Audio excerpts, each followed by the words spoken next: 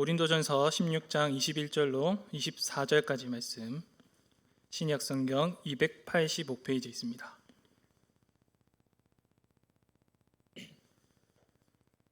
고린도전서 16장 21절로 24절의 말씀, 제가 하나님의 말씀을 봉독하겠습니다. 하나님의 말씀을 들으십시오. 나 바울은 친필로 너희에게 무단하노니 만일 누구든지 주를 사랑하지 아니하면 저주를 받을지어다. 우리 주여 오시옵소서.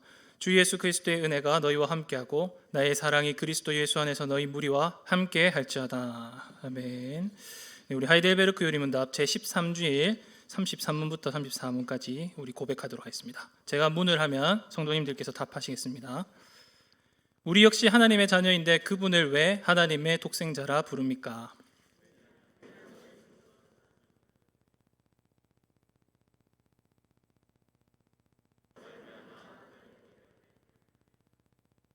당신은 왜 그분을 우리 주라 부릅니까?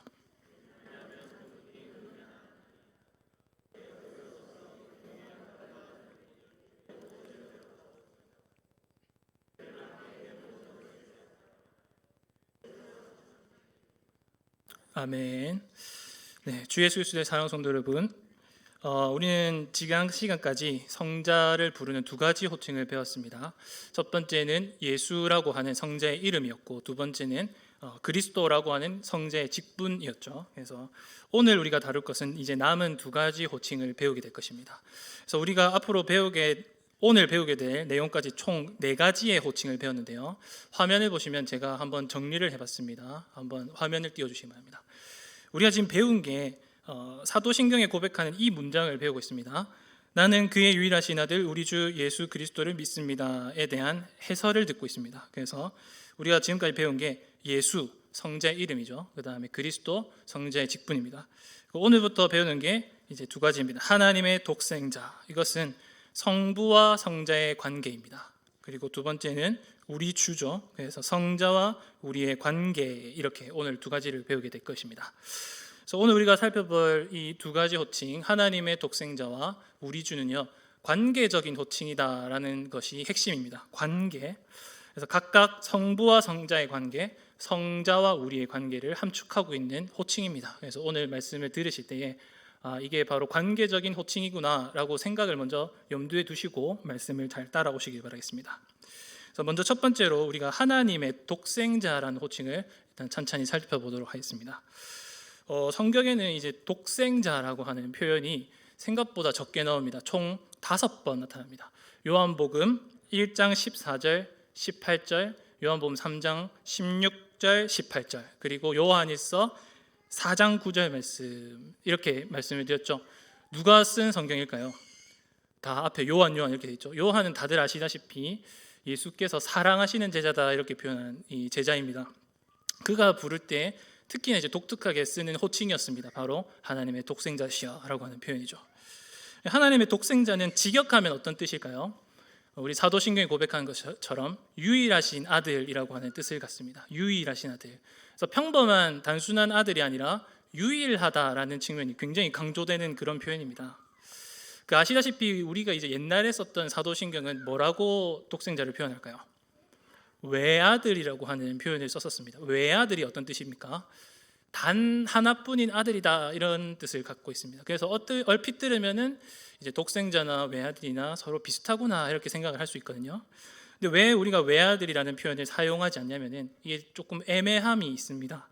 굳이 이제 우리가 이 애매함을 따지자면은 아들은 하나뿐일 수 있는데 이제 속뜻이 딸은 여럿일 수도 있다, 약간 이런 뜻도 함축하고 있거든요. 그래서 많은 분들이 외아들이다 이렇게 하면은 딸도 있는 것 아니냐 이런 식으로 혹 오해를 불러일으킬 수 있습니다. 그래서 우리가 이제 지금 쓰는 사도신경은 유일하신 아들이다 이렇게 합니다. 이것은 이제 바꿔 말하면은 독생자라는 뜻이죠. 그래서 외아들이라고 표현하기보다는 독생자라고 하는 게 조금 더 좋습니다. 어쨌든 우리가 이제 오늘 살펴보는 이 하나님의 독생자라고 하는 호칭은요, 굉장히 관계적인 호칭입니다. 이 관계적이라는 것이 우리와 예수님과의 관계인가 이렇게 생각할 수 있는데, 하나님의 독생자라는 표현은 전적으로 성부 하나님과 성자 예수님의 관계를 함축하는 아주 중요한 단어입니다. 그러니까 성부께서 성자를 어떻게 생각하시는가가 잘 들어있는 게 바로 하나님의 독생자라는 표현입니다. 그러니까 이것이 우리에게는 잘 와닿지 않을 수도 있는데 굳이 표현을 바꾸자면은 독생자 대신에 우리가 주로 쓰는 무남동녀 아니면은 뭐 3대 독자 이런 말도 있지 않습니까? 이렇게 딱 3대 독자, 5대 독자, 10대 독자 이렇게 들으면 어떤 느낌이 드십니까? 야, 이 자녀는 이 아들은 진짜 이 집안에서 귀한 자식이겠구나 하는 생각이 드시겠죠. 네, 뭐 굳이 비교할 것은 아닌데 하나님의 독생자가 그런 뜻과 비슷합니다. 그러니까 절대 비교할 수 없지만 하나님의 독생자는 정말 아버지께서 이 아들이 얼마나 고귀하고 또 소중한 존재인지를 잘 나타내는 표현입니다. 우리가 듣기에는 정말 평범한 아들처럼 들릴 수도 있습니다. 그런데 성부께 있어서만큼은, 그분께 있어서만큼은 이 아들은 이 세상 단 하나뿐인 유일하고 참되고 영원하고 소중하고 고귀한 아들이다라는 뜻을 갖는 것이죠. 그래서 하나님의 독생자라는 뜻을, 이 호칭을 우리가 좀 풀어서 설명하면 이렇게 이해하면 좋겠습니다.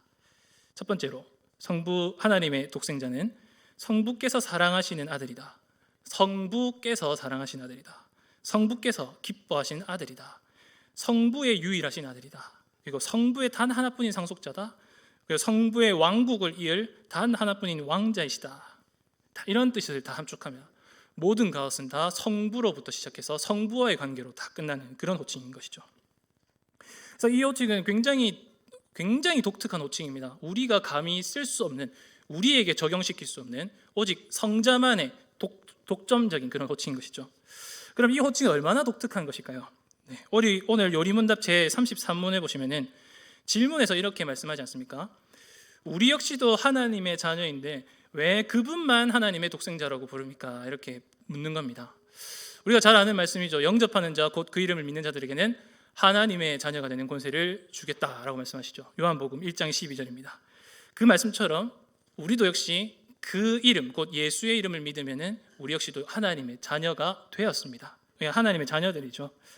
근데 왜 하필 유달리 우리는 아니고 성자께만 하나님의 독생자라고 하는 호칭을 붙이느냐는 것입니다. 그래서 이 부분을 우리가 잘 이해하는 게 중요한데요. 하나님 아들 예수 그리스도 그분의 독생자와 우리는 어떤 차이가 있을까? 이것을 한번 생각해 보겠습니다. 세 가지 측면을 제가 말씀을 드리겠습니다. 먼저 첫 번째입니다. 첫 번째, 성자와 우리는 어떤 차이가 있을까요? 첫 번째, 그것은 성자와 우리가 우선 출발부터가 다르다라고 생각하셔야 됩니다. 출발부터가 다르다.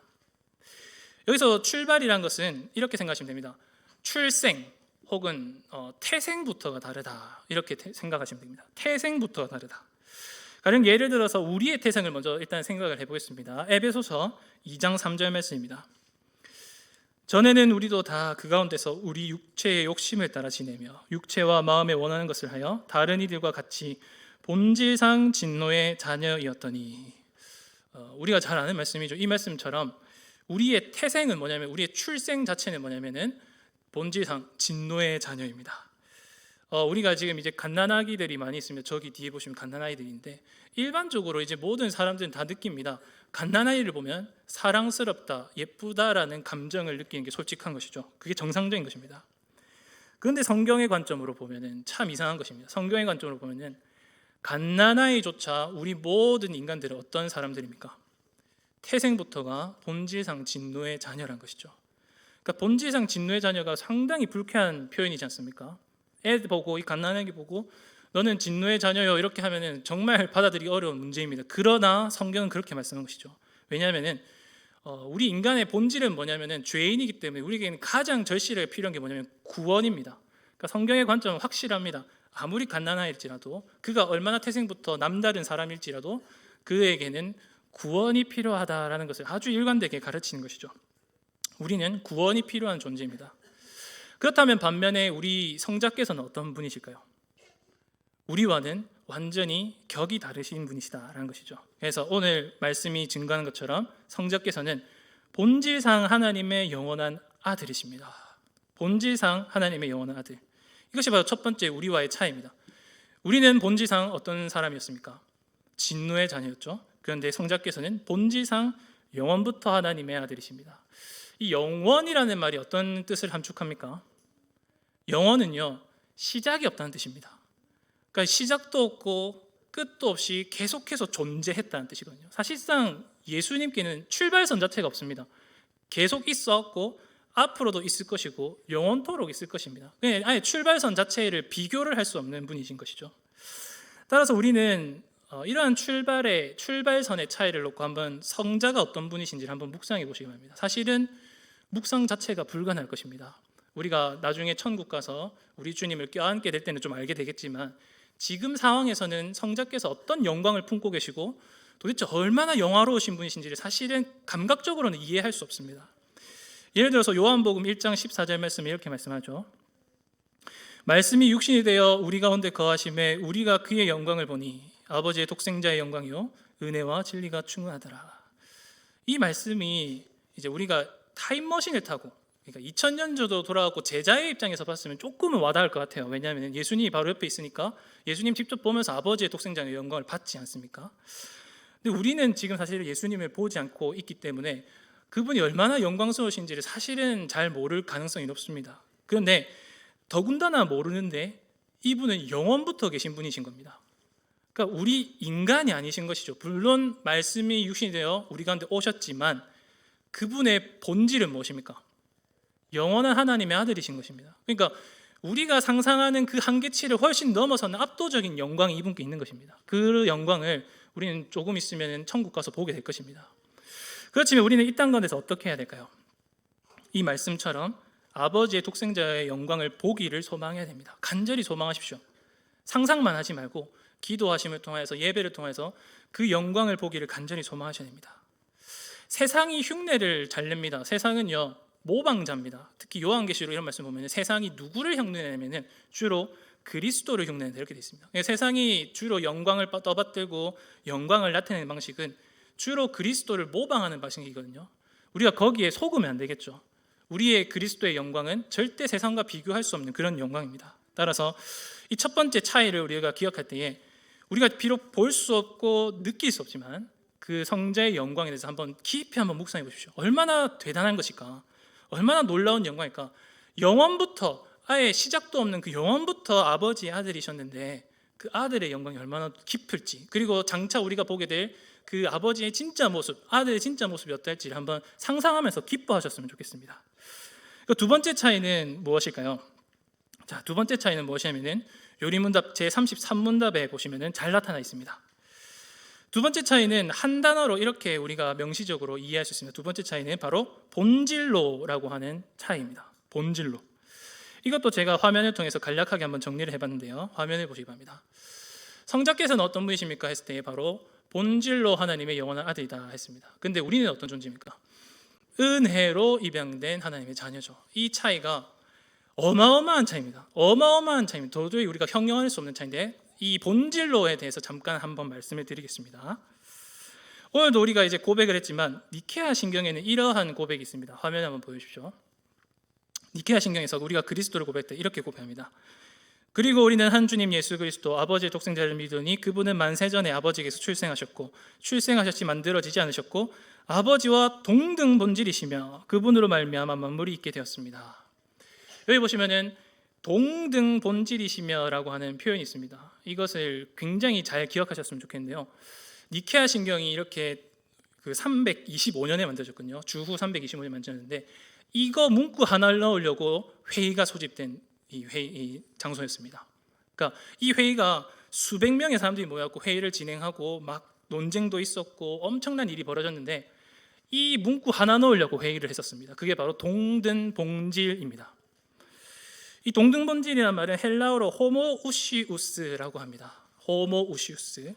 그리고 이것을 우리말로 번역하면은 동등본질이다 혹은 동일본질이다라고 하는 뜻입니다. 이거 모르셔도 됩니다. 그런데 뜻을 잘 아시면 됩니다. 동일본질이 도대체 뭐냐?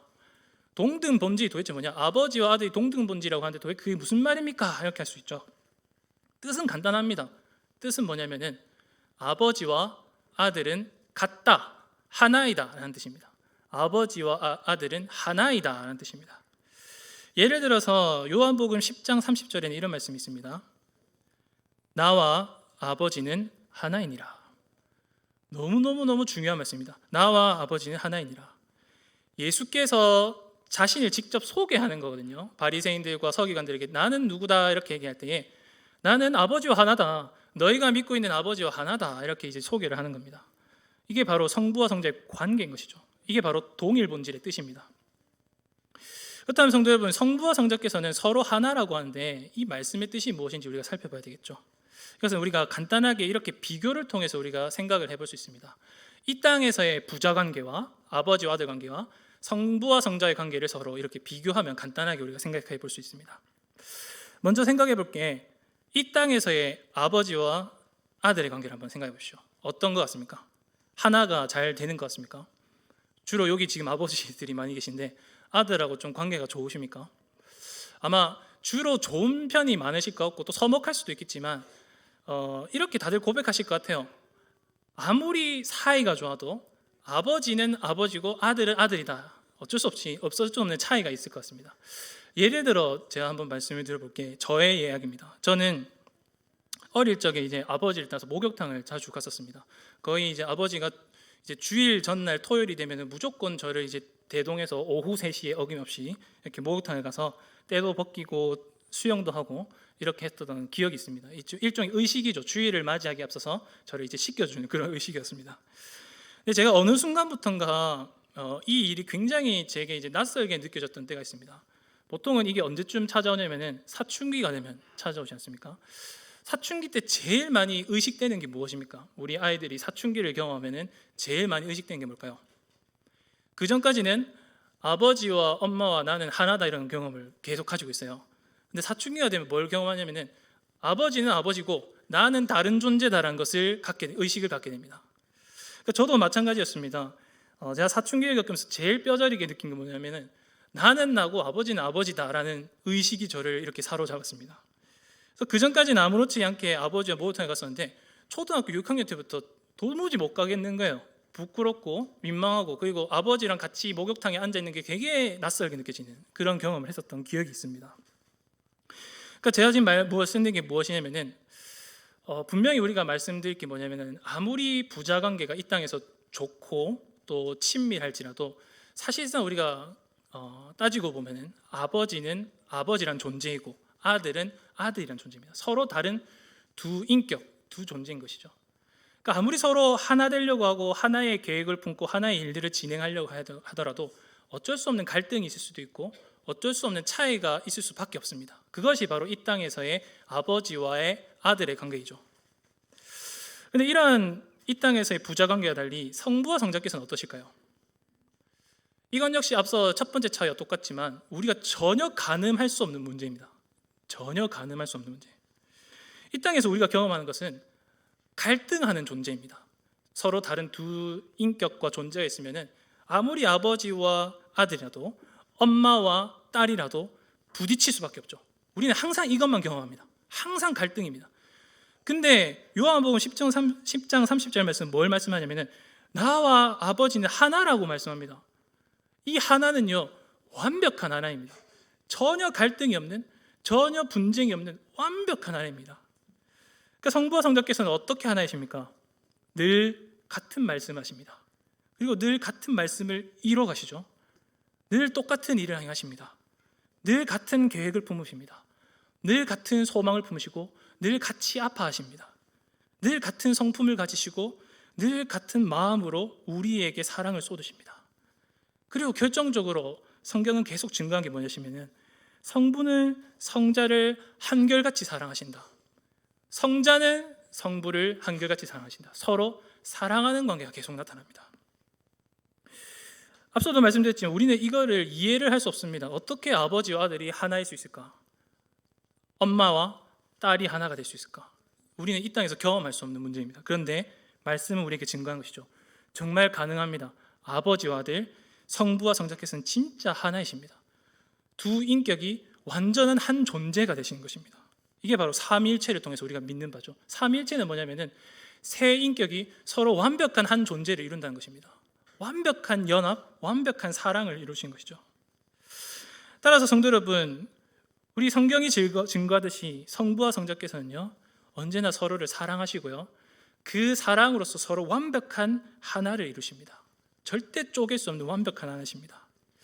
예를 들어 마태복음 3장 17절에서 성부께서 성자에 관하여 이렇게 말씀하십니다.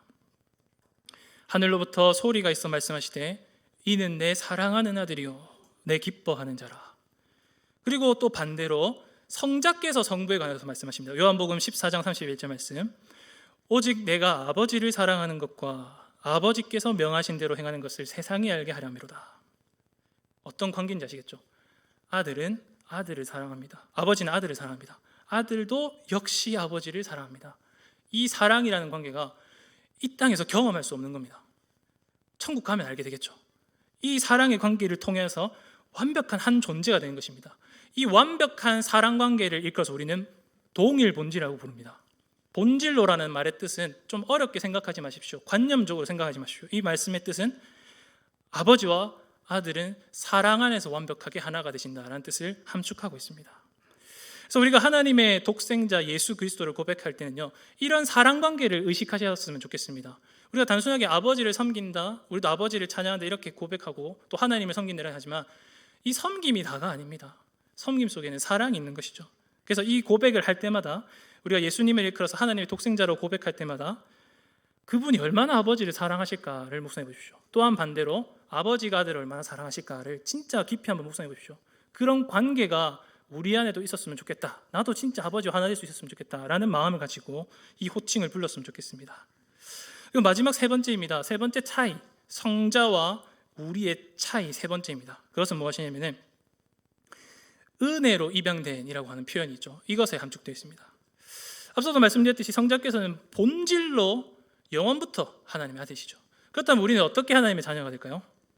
그게 바로 이제 은혜로 입양된이라고 하는 표현에 담겨 있습니다. 이것을 이제 마지막으로 세 번째로 살펴보겠습니다. 우리는 은혜로 입양된 하나님의 자녀들이죠. 성도님께서는 혹시 주변에 입양하시는 분들을 좀 많이 만나보셨는지 모르겠습니다. 저도 직접적인 지인은 아닌데 여러 강연들이나 이런 영상들을 통해서 이렇게 입양하시는 분들의 이야기를 많이 들어봤던 경험이 있습니다. 입양이란 게 뭐냐면 간단하게 말씀드리면은 혈연으로는 친자 관계가 아닌데 법률적으로 서로 이제 한 가족이 되는 그런 것을 말합니다. 그러니까 입양을 보통 우리가 일컬어서 가슴으로 낳는다 이렇게 표현하지 않습니까? 그것처럼 입양은 우리가 짊어져야 될 의무는 아니지만 우리가 가슴을 통해서 이 자녀를 낳고 또 이 자녀를 사랑으로서 품는 그러한 일을 가리킵니다. 그래서 입양은 근본적으로 사랑의 일입니다. 그렇죠? 입양은 법이라고 하는 제도를 통해서 오지만 근본적으로는 우리 가슴과 사랑이 행하는 일입니다. 어쩌면 가장 복음적인 일이지 않나 그런 생각을 하게 됩니다. 입양에 대해서 정말 많은 이야기를 할 수 있지만 딱 하나의 이야기만 말씀을 드려보자면 바로 우리 신앙 선배 손양원 목사님을 다들 아실 것입니다. 우리 손양원 목사님에 대해서는 많이 다들 아실 텐데요. 우리 일평생 한센병 나병 환자들이시죠. 나병 환자들을 이렇게 헌신하셨던 그분들을 돌보셨던 우리 신앙의 또 목사님 귀한 선배님이십니다. 이분께서 어떤 한 사람을 10대 청년을 자기 자식으로 입양했던 사연을 혹시 들어보셨는지 모르겠습니다. 1948년도에 전라남도 여수 순천에서 아주 큰 사건이 벌어졌습니다. 우리 역사에서는 여순 사건이라고 불리는 반란 사건입니다. 이때는 어떤 일이 벌어졌냐면은 그 당시 여수 순천에서 이제 한 부대가 반란을 일으켰습니다. 공산당을 추종해서 이 반란을 일으켜서 여수 순천을 이제 지배하고 또 그 안에 살아가는 시민들을 크게 살상시키는 그런 일이 벌어졌습니다. 그때 이제 손 목사님의 두 아들인 동인과 동신이 자기 친구들에게 이제 목숨을 잃었습니다. 거의 이제 뭐랄까요, 방망이 이렇게 맞아갖고 아주 고통스럽게 죽임을 당했죠. 그리고 이후에 이제 반란이 진압되었습니다. 그리고 반란을 주동한 세력들이 재판을 받게 되었죠. 당연히 재판의 이제 결과는 사형이었습니다. 근데 그때 그 자리에 재판석에 있었던 손 목사님이 했던 일이 있습니다. 도무지 이제 인간적으로 상식적으로는 할 수 없는 놀라운 일을 하셨죠. 그게 바로 자기 두 아들 동인과 동신을 죽인 원수인 안재선 씨를 입양을 그 자리에서 하게 됩니다. 이거는 정말 있을 수 없는 일이고 굉장히 놀라운 일이죠. 어떻게 자기 사랑하는 두 아들을 죽인 원수를 자기 양자로 받아들일 수 있습니까? 그래서 우리가 송영원 목사님이 그걸 사랑의 원자탄이라고 부르는데 그런 것을 실제로 삶에서 보여주신 분이 바로 이런 분이십니다. 근데 제가 왜 이런 말씀을 드리냐면은 뭐 딱딱한 얘기를 하고 싶지 않아서도 그렇게 하지만 이 입양이라고 하는 이 표현, 성경적인 표현, 입양, 양자라고 하는 표현이 그만큼 복음적이라는 것을 지금 말씀을 드린 겁니다. 하나님께서 우리를 그리스도로 말미암아 은혜로 입양하셨다. 그리고 우리가 하나님의 자녀가 되었다라는 말은 무슨 뜻일까요? 손양원 목사님은 자신의 사랑하는 두 아들을 죽인 원수를 자기 양자로 받아들였죠. 그럼 하물며 우리 하나님께서는 어떻겠습니까?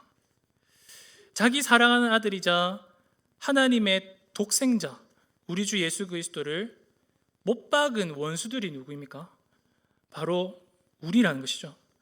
근데 그러한 우리를 하나님께서 어떻게 하셨냐는 것입니다. 바로 입양하셨습니다. 자기 자식으로 받아들이시는 것이죠. 그래서 로마서 5장 8절에서 10절 말씀이 이렇게 증거하지 않습니까? 우리가 아직 죄인 되었을 때에 그리스도께서 우리를 위하여 죽으심으로 하나님께서 우리에 대한 자기의 사랑을 확증하셨느니라. 곧 우리가 원수 되었을 때에 그의 아들의 죽으심으로 말미암아 하나님과 화목하게 되었은즉. 여기 말씀하시지 않습니까? 밑줄 그은 것처럼 우리가 아직 죄인 되었을 때, 또한 동시에 우리가 아직 원수 되었을 때에 아버지께서 우리에게 누구를 보내주셨습니까? 그냥 단순하게 자기 신하를 보낸 게 아닌 것입니다. 자기 종들을 보낸 게 아닌 것입니다. 자기 사랑하는 독생자를 보내셨다고 말씀하시죠. 그러니까 이 판단이 어떤 것인지를 한번 생각해 보십시오. 정말로 독생자가 누구였습니까? 독생자가 영원부터, 시작도 없는 그 영원부터 아버지의 아들이신 분이십니다. 가장 아버지의 소중한 아들이시죠.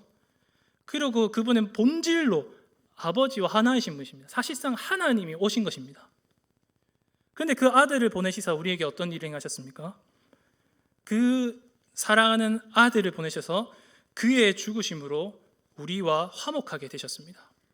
그를 보내셔서 그의 죽으심으로 말미암아 우리를 자기 자녀 삼아 주셨습니다. 그러니까 우리가 받게 된 그 특권이란 게 얼마나 놀라운 것인지를 한번 묵상해 보십시오. 우리가 하나님의 자녀가 되었죠. 은혜로 입양되었죠. 이 사실이 우리에게 주는 감격이 어떤 것인지를 잘 묵상해 보시기 바랍니다. 그리고 우리가 이러한 하나님의 독생자를 믿습니다. 본질로 하나님의 영원한 아들이시고 우리를 위하여 죽으신 예수 그리스도를 믿습니다. 그렇다면 우리는 이 예수 그리스도를 어떻게 모셔야 할까요? 이에 관하여서 우리는 그 다음 요리문답 제34문답을 보시면 답이 나와 있습니다. 우리는 하나님의 독생자를 어떻게 모셔야 되느냐 했을 때 바로 그분을 우리 주라고 불러야 됩니다. 이렇게 이제 33문과 34문이 자연스럽게 이렇게 연결되는 것입니다. 우리 한번 34문답을 한 번 더 우리가 한번 고백할 수 있었으면 좋겠습니다. 제가 문을 하면 성도님들께서 답을 읽겠습니다. 당신은 왜 그분을 우리 주라 부릅니까?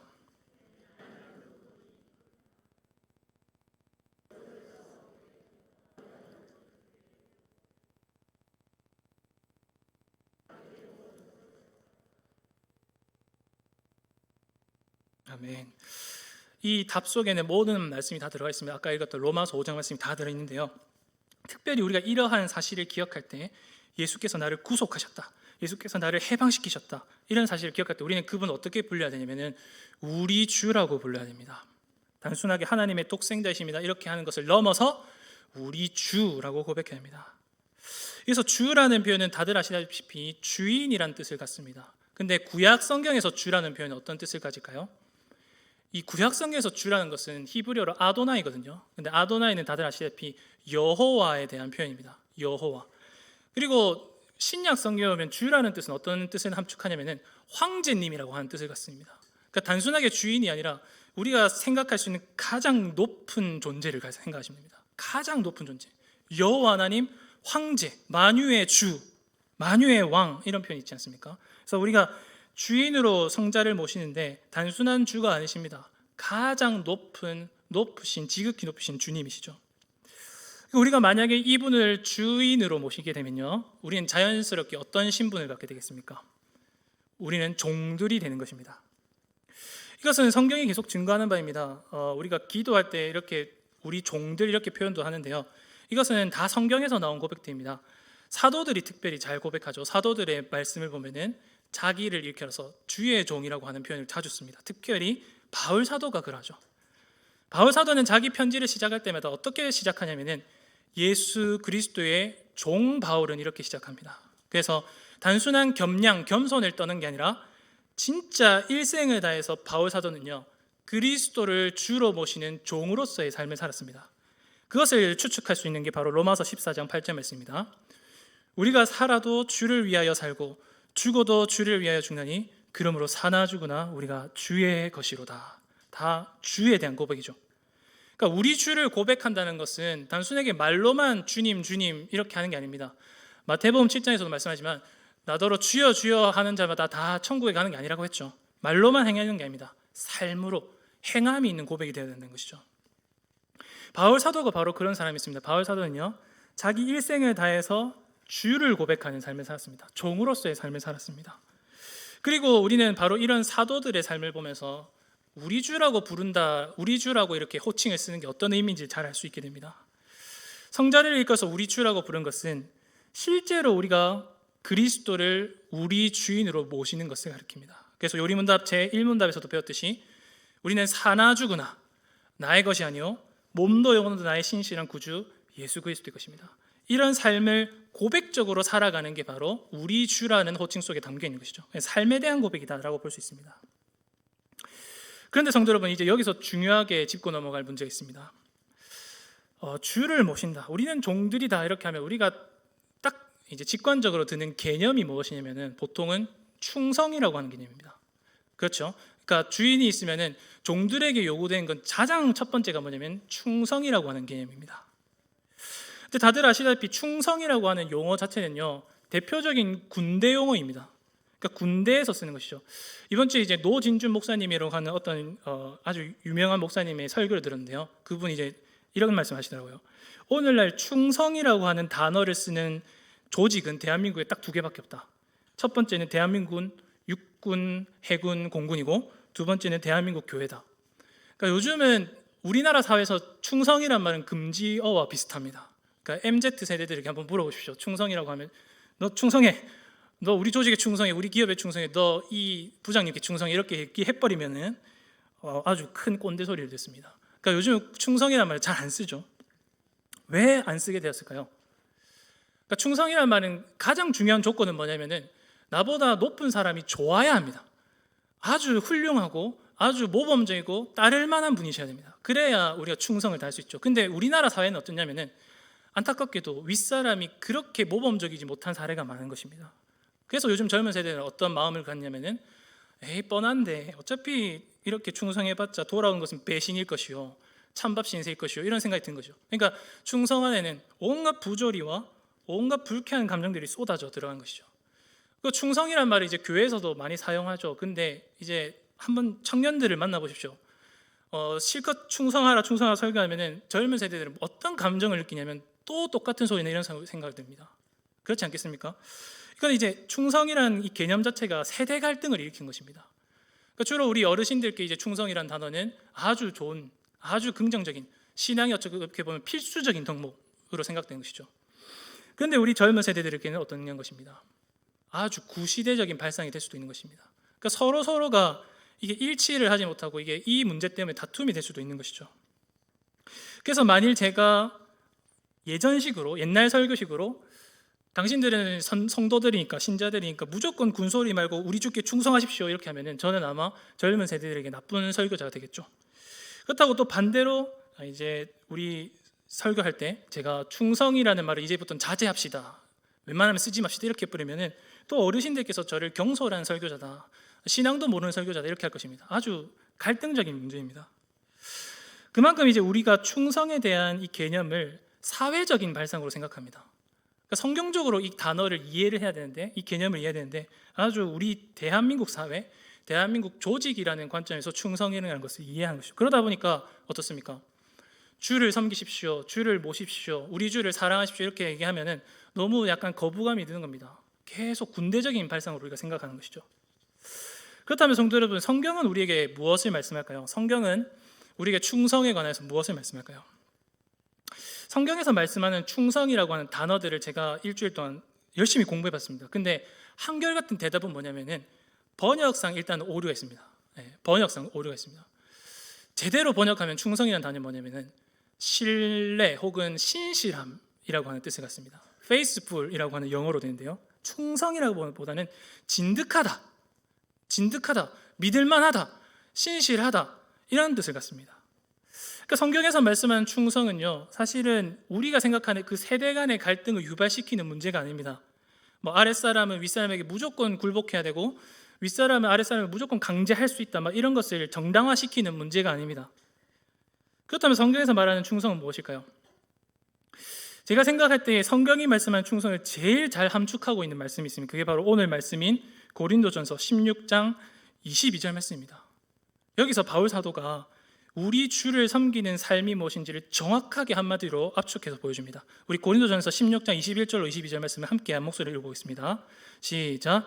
나 바울은 친필로 너에게 문안하노니 만일 누구든지 주를 사랑하지 아니하면 저주를 받을지어다. 우리 주여 오시옵소서. 네, 여기서 보시면 바울 사도가 만일 누구든지 주를 사랑하지 아니하면 저주를 받을지어다 라고 표현합니다. 근데 이게 진짜 독특한 표현입니다. 왜 독특한 표현일까요? 원래 주는 종들이 어떻게 해줘야 됩니까? 주는 사랑할 수 없는 존재입니다. 주는 사랑할 수 없어요.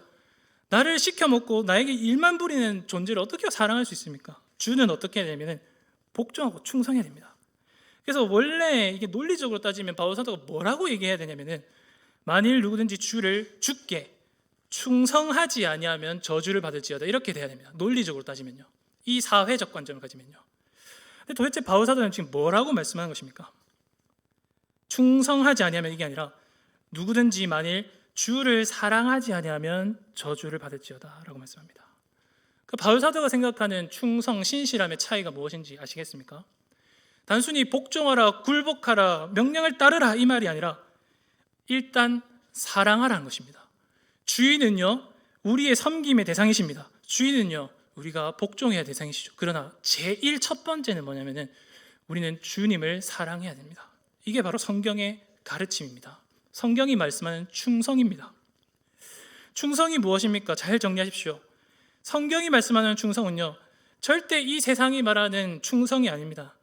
아랫사람은 윗사람에게 무조건 굴복해라, 윗사람은 아랫사람에게 무조건 강제를 해라, 그런 위계질서가 아닙니다. 오히려 성경이 말씀하는 충성은요 이 한마디로 압축됩니다. 주를 사랑하라라는 것입니다. 주를 사랑하십시오. 그리고 충성하십시오. 사랑이 먼저 가는 겁니다. 이 두 가지는요 절대 분리되면 안 됩니다. 사랑과 충성은 동전의 양면입니다. 충성만 하지 마십시오. 사랑도 하십시오. 사랑하기 때문에 충성하셔야 되고요, 사랑하기 때문에 복종하셔야 됩니다.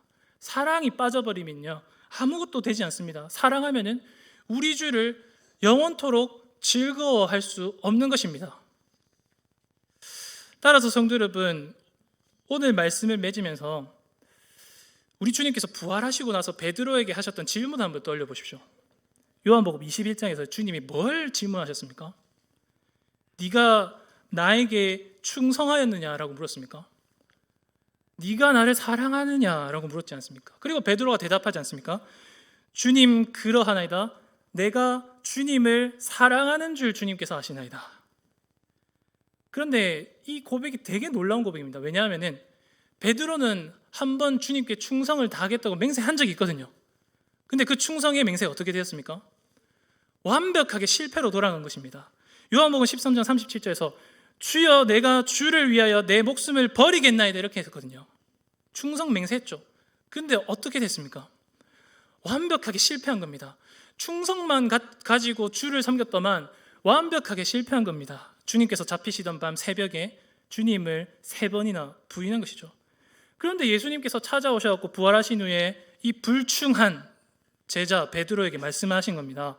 너는 왜 나에게 충성하지 않았냐? 너는 왜 나를 배신하였느냐? 이렇게 하는 게 아니라 네가 나를 사랑하느냐? 묻는 것입니다. 충성을 요구하는 게 아니라 충성 요구하기 이전에 먼저 네가 나를 사랑하느냐고 묻는 것입니다. 그러니까 오늘도 똑같이 성도님들께 묻겠습니다. 네가 나를 충성하느냐가 아니라 네가 나를 배신하지 않았냐 이렇게 묻는 게 아니라 네가 나를 사랑하느냐라고 묻는 것입니다. 따라서 성도 여러분, 이번 한 주간 동안 이러한 말씀을 잘 묵상해 보십시오. 내가 이번 한 주간 동안 주께 충성하겠다, 주께 내 목숨까지 바치겠다, 이런 거 묵상하시기 이전에 먼저 어떻게 하면 주님을 더 사랑할 수 있을까를 깊이 한번 묵상해 보십시오. 주님께서 요한복음 14장 15절에서 말씀하십니다. 너희가 나를 사랑하면 너희가 내 계명을 지키리라 말씀하십니다. 계명 지키기 이전에 먼저 무엇이 필요합니까? 사랑해야 계명 지킬 수 있습니다. 그분을 좋아해야 지킬 수 있습니다. 그분을 가까이 해야 지킬 수 있는 것입니다. 그런데 이번 한 주간 동안 한번 진짜 살면서 한번 묵상해 보십시오. 내가 충성을 앞세우는 신앙이었는가? 아니면 진짜 사랑을 먼저 앞세우는 신앙이었는가? 그것을 한번 깊이 한번 묵상해 보십시오. 그래서 이번 한 주간 동안 이전보다 더욱 주님을 사랑하시고 앞으로도 영원토록 주님을 사랑하시고 계속해서 주님 안에서 거하여 살아가시는 복된 성도님들 되시기를 바랍니다. 우리 들은 말씀 기억하며 함께 기도하겠습니다. 기도할 때에 제 말이 어떻게 보면 우리 어르신들이나 지금껏 교회를 섬겨오신 분들께는 불쾌할 수도 있습니다. 우리의 충성이 헛되냐, 우리의 섬김이 헛된 것이냐, 저는 그렇게 말씀드린 것은 아닙니다. 그 전에 앞서 한 번쯤 우리의 신앙의 중심성을 한번 돌아보시라는 것입니다. 그래서 충성을 하기에 앞서서 먼저 우리 안에 사랑이 있는가, 정말 예수 그리스도를 향한 영원토록 우리가 천국에서 만나게 될 그 예수 그리스도를 향한 사랑이 있는가, 즐거움이 있는가, 기쁨이 있는가, 행복이 있는가 한번 묵상해 보시기 바랍니다. 그래서 함께 기도하실 때에 우리가 진정으로 하나님을 사랑하고 우리 예수 그리스도를 사랑하고 우리 이웃을 사랑할 수 있게 달라고 함께 기도합시다. 진짜 사랑할 수 있도록 우리 마음에서부터 영혼 자체가, 우리의 삶 자체가 그리스도를 향한 사랑으로 풍성하게 할 수 있게 해달라고 이 시간 우리의 삶을 놓고 우리 안에 사랑이 가득하기를 위해서 함께 기도하도록 하겠습니다. 기도하겠습니다.